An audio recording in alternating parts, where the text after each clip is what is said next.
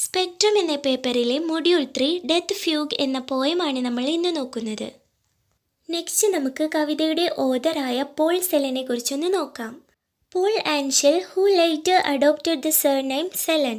Paul Ancel തൻ്റെ വീട്ടുപേര് Celan എന്ന് മാറ്റുകയായിരുന്നു. He was born in Romania in 1920. റൊമേനിയയിൽ 1920 സെലൻ ജനിച്ചത്.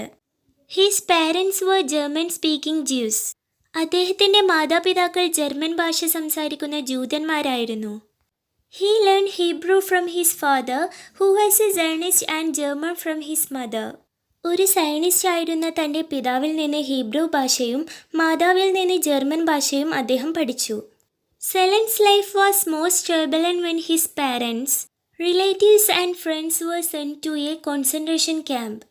അദ്ദേഹത്തിൻ്റെ ബന്ധുക്കളെയും കൂട്ടുകാരെയും ഒക്കെ കോൺസെൻട്രേഷൻ ക്യാമ്പിലേക്ക് കൊണ്ടുപോയ സമയമായിരുന്നു അദ്ദേഹത്തിൻ്റെ ജീവിതത്തിലെ വിഷമഘട്ടം. His father died of typhus and his mother was shot dead as she was unable to work. അദ്ദേഹത്തിൻ്റെ പിതാവ് കോൺസെൻട്രേഷൻ ക്യാമ്പിൽ വെച്ച് ടൈഫസ് പനി വന്ന് മരിച്ചു. അദ്ദേഹത്തിൻ്റെ അമ്മയെ ജോലി ചെയ്യാൻ പറ്റാത്ത കാരണം വെടിവെച്ച് കൊല്ലുകയുമായിരുന്നു. Celan himself was forced to work in another camp until 1944. 1944 വരെ സെലനെയും ക്യാമ്പിൽ അടച്ച് നിർബന്ധിതമായി ജോലി ചെയ്യിപ്പിച്ചു. When he escaped to Red Army. പക്ഷേ അദ്ദേഹം അവിടെ നിന്ന് റെഡ് ആർമിയിലേക്ക് രക്ഷപ്പെട്ടു.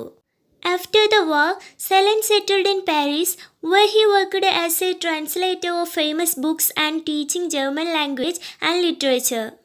യുദ്ധത്തിനു ശേഷം അദ്ദേഹം പാരീസിൽ സ്ഥിരതാമസമാക്കി. അവിടെ പ്രസിദ്ധമായ പുസ്തകങ്ങൾ തർജ്ജമ ചെയ്തുകൊണ്ടും ജർമ്മൻ ഭാഷയും സാഹിത്യവും പഠിച്ചുകൊണ്ടുമാണ് അദ്ദേഹം ജീവിച്ചത്. His most famous poem death fugue was written in 1948.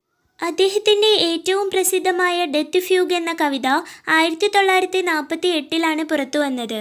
His first collection of poems was sand and the earns. It was Poppy and Memory, published in 1952, that world famous. അദ്ദേഹത്തിൻ്റെ ആദ്യത്തെ കവിതാ സമാഹാരം സാൻഡ് ആൻഡ് ദി ഏൺസ് ആയിരുന്നു. 1952 പ്രസിദ്ധീകരിച്ച poppy and memory ആണ് അദ്ദേഹത്തെ ലോകപ്രശസ്തനാക്കിയത്. He wrote many other books also. He received many awards. അദ്ദേഹം വേറെയും പല പുസ്തകങ്ങൾ എഴുതുകയും വിവിധ പുരസ്കാരങ്ങൾ കരസ്ഥമാക്കുകയും ചെയ്തിട്ടുണ്ട്. വളരെ നാൾ ഡിപ്രഷനിലായിരുന്ന അദ്ദേഹം 1970 സൈൻ നദിയിൽ ചാടി ആത്മഹത്യ ചെയ്യുകയായിരുന്നു. ഇത്രയുമാണ് നമുക്ക് ഡെത്ത് ഫ്യൂഗ് എന്ന കവിതയുടെ ഓതറായ പോൾ സെലനെ പറ്റി അറിയാനുള്ളത്. നെക്സ്റ്റ് നമുക്ക് കവിതയുടെ ചെറിയൊരു ഇൻട്രൊഡക്ഷൻ നോക്കാം. ക്യാമ്പുകളിലെ മുരടിച്ച ജീവിതങ്ങളെ പറ്റിയാണ് ഈ കവിതയിൽ പ്രതിപാദിക്കുന്നത്. ഡെത്ത് ഫ്യൂഗ് എന്ന ഈ കവിതയുടെ ഹെഡിങ് കാണിക്കുന്നത് ജൂതന്മാരെ കൊണ്ട് നിർബന്ധിത ജോലി ചെയ്യിപ്പിക്കുമ്പോൾ മറ്റു ചിലരെ കൊണ്ട് ചെയ്യിപ്പിച്ചുകൊണ്ടിരിക്കുന്നത് സംഗീതമാണ്. ഫ്യൂഗ് ഒരു സംഗീതമോ ഒരു പ്രയോഗമോ ഉപയോഗിച്ച് ഒരു വിഷയത്തെപ്പറ്റി പ്രതിപാദിക്കുന്നതാണ്. മറ്റുള്ളവർ അതിനോടനുബന്ധിച്ച് മറ്റു ചില കാര്യങ്ങൾ ചേർത്ത് ഒരു പാട്ട് പോലെ തയ്യാറാക്കുന്നു. ലോകപ്രശസ്തനായ ജർമ്മൻ കമ്പോസർ JS ബാക്ക് ആണ് ഇത്തരം സംഗീതം ചിട്ടപ്പെടുത്തിയത്. ഈ പോയം ഇംഗ്ലീഷിലേക്ക് ട്രാൻസ്ലേറ്റ് ചെയ്തത് ക്രിസ്റ്റഫർ മിഡിൽട്ടൺ ആണ്. അടുത്തത് നമുക്ക് കവിതയുടെ സമ്മറി നോക്കാം. ഫസ്റ്റ് സ്റ്റാൻസയിൽ ഇങ്ങനെയാണ് പറയുന്നത്: ഞങ്ങൾ കാലത്തും ഉച്ചയ്ക്കും വൈകുന്നേരവും രാത്രിയിലും സൗര്യോദയത്തിലെ കറുത്ത പാലാണ് കുടിക്കുന്നത്. ഞങ്ങൾ ആകാശത്ത് ഞങ്ങളെ അടക്കാനുള്ള ശവക്കുഴികൾ കുഴിക്കുകയാണ്. അവിടെയാണെങ്കിൽ ആവശ്യത്തിന് കിടക്കാൻ സ്ഥലം കാണും. പട്ടാള ക്യാമ്പിലെ ഉദ്യോഗസ്ഥൻ പാമ്പുകളുമായി കളിക്കുകയാണ്. അയാൾ മാർഗരറ്റിനെ പറ്റിയാണ് ചിന്തിക്കുന്നത്. മാർഗരറ്റ് ഗെയ്തയുടെ നാടകമായ ഫോസ്റ്റിലെ സ്വർണ്ണ തലമുടിയുള്ള നായികയാണ്. ആകാശത്തെ നക്ഷത്രങ്ങൾ ഇപ്പോഴും തിളങ്ങി നിൽക്കുന്നു. പക്ഷേ ക്യാമ്പിലെ ഉദ്യോഗസ്ഥൻ നടന്ന് വിസിലൂതി പട്ടികളെയും തടവുകാരായ ഞങ്ങളെയും എഴുന്നേൽപ്പിക്കുന്നു. അയാൾ തടവുകാരോട് അവരുടെ മൃതദേഹം കുഴിച്ചിടാനുള്ള കുഴി കുഴിക്കാൻ ആവശ്യപ്പെടുന്നു. അവരിൽ ചിലരോട് വാദ്യങ്ങൾ മീട്ടാനും അവൻ ആവശ്യപ്പെടുന്നു. വാദ്യം മീട്ടുമ്പോൾ ജോലി കുറച്ചുകൂടി വേഗത്തിലും എളുപ്പത്തിലും ചെയ്യാൻ പറ്റുമല്ലോ. ഇത്രയുമാണ് ഫസ്റ്റ് സ്റ്റാൻസയിൽ പറയുന്നത്. അടുത്തത് സെക്കൻഡ് സ്റ്റാൻസ നോക്കാം.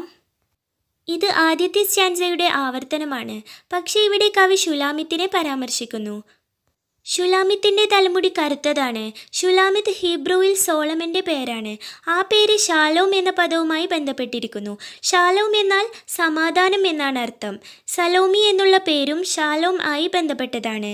അങ്ങനെ വരുമ്പോൾ കവി ഷുലാമിത്ത് എന്ന് പറയുന്നത് സലോമിയെ ഉദ്ദേശിച്ചാണ്. ഇവിടെ അവർ ശവക്കുഴി തോണ്ടുന്നത് ആകാശത്തിലാണ്. അടുത്തത് തേർഡ് സ്റ്റാൻസയാണ്. ഗാർഡ് തടവുകാരോട് ശവക്കുഴികൾ ആഴത്തിൽ തോണ്ടാൻ പറയുന്നു. വാദ്യസംഗീതം ചെയ്യുന്നവരോട് ശബ്ദം കൂട്ടാനും ആവശ്യപ്പെടുന്നു. തൻ്റെ അരയിൽ നിന്നും ഇരുമ്പ് ഘടിപ്പിച്ച ബെൽറ്റ് വലിച്ചൂരി അവൻ ആകാശത്ത് ചുഴറ്റുന്നു. തടവുകാരെ ഭീതിയിലാക്കാനാണ് അങ്ങനെ ചെയ്യുന്നത്. അവൻ്റെ നീലക്കണ്ണുകൾ വളരെ ക്രൂരമായാണ് തടവുകാരെ നോക്കുന്നത്.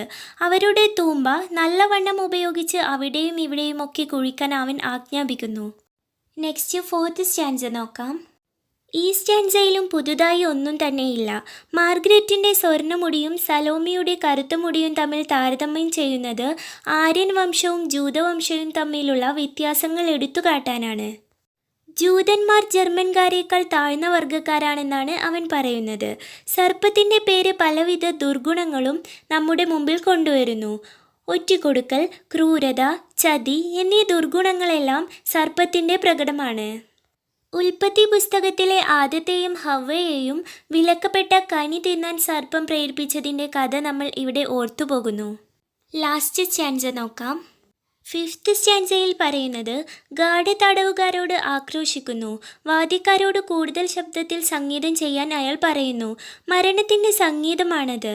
മരണം ജർമ്മനിയിൽ നിന്നുള്ള ഒരു മാസ്റ്ററിൻ്റെ രൂപത്തിലാണ് വരുന്നത്. ഗാർഡ് പിന്നെയും കുറച്ചുകൂടി ശക്തിയോടെ വാദ്യത്തിൻ്റെ കമ്പികൾ മീട്ടാൻ ആജ്ഞാപിക്കുന്നു. തടവുകാർ പുക പോലെ സ്വർഗത്തിലേക്ക് പോകേണ്ടവരാണ്. പലപ്പോഴും ശവശരീരങ്ങൾ കൂട്ടിയിട്ട് കത്തിക്കുന്ന പതിവ് കോൺസെൻട്രേഷൻ ക്യാമ്പുകളിൽ ഉണ്ടായിരുന്നു. അപ്പോൾ പുക ആകാശത്തേക്ക് ഉയരുമല്ലോ. ആകാശത്തിൽ അവർക്ക് ധാരാളം വിസ്താരമുള്ള ശവക്കുഴികൾ കിട്ടും.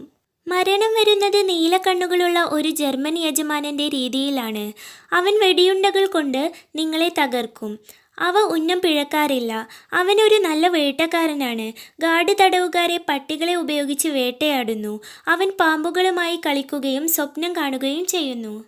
ഇത്രയും പറഞ്ഞുകൊണ്ടാണ് ഡെത്ത് ഫ്യൂഗ് എന്ന ഈ പോയം പോൾ സെലൻ അവസാനിപ്പിക്കുന്നത്. കവിതയിൽ ഇത്രയേ പറയുന്നുള്ളൂ. ക്യാമ്പുകളിലെ തടവുകാർ അനുഭവിക്കേണ്ടി വന്ന അവരുടെ ജീവിതത്തിലെ ദുരന്തങ്ങളെ പറ്റിയും ക്രൂരതകളെ പറ്റിയുമാണ്. തടവുകാർ മരിക്കേണ്ടവരാണെന്ന് ഓർമ്മപ്പെടുത്തുകയാണ് ഓരോ നിമിഷവും. നമ്മുടെയെല്ലാം ഭൂതകാലങ്ങളിൽ കോൺസെൻട്രേഷൻ ക്യാമ്പുകളിൽ തടവുകാർ അനുഭവേണ്ടി വന്ന ദുഃഖ ദുരിതങ്ങളാണ് കവി കവിതയിൽ പരാമർശിക്കുന്നത്. ക്ലാസ്സുകൾ എല്ലാവർക്കും മനസ്സിലാകുന്നുണ്ടെന്ന് വിശ്വസിക്കുന്നു. അപ്പോൾ നമുക്ക് നെക്സ്റ്റ് വീഡിയോയിൽ കാണാം. ബൈ.